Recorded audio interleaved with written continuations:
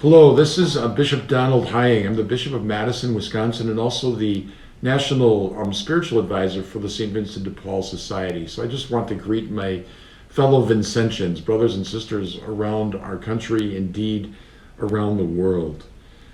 We're living in an unprecedented situation, and people that need us the most right now, in many ways, we can't get to them because of all of the restrictions on movement and of association with other people. So we find ourselves in this paradox.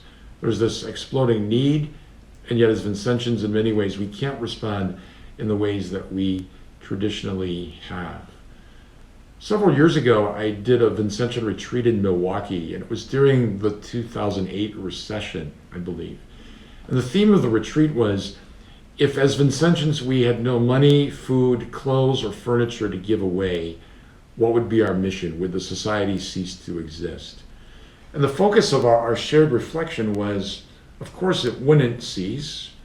That what we're really about is glorifying God, loving people, and making connections with them. Kind of this Christian personalism, this Christian humanism that allows us to see others as people of dignity because of our vision of each person as a child of God, beloved by the Father. So perhaps in this moment we're being asked to go back to the central principles of the St. Vincent de Paul Society. That the number one is to glorify God. Number two is to grow in holiness ourselves and to have fellowship with each other. And it's through service to the poor that we live out those principles. In some ways our service to the poor has been taken from us in the moment, at least in our traditional ways of doing so.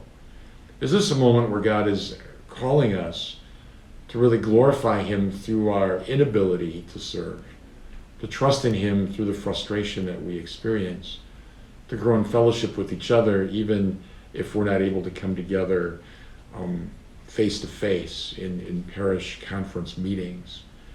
This is a moment for us to really understand that we're not simply human doings, we're human beings, and to simply be in the moment, to pray for people, and to keep our eyes fixed on Jesus is the center of the whole thing. So please know my prayers for Vincentians around the country as we come up with imaginative ways to serve others. Perhaps part of the moment, though, is to realize that we are restricted, we are bound, and maybe that's a little bit experience of the poverty of people that we seek to serve, that sense of not being able to do what I want, go where I want to go, have what I want to have. This is an experience of poverty for us, and perhaps that's exactly where the Lord needs us to be right now.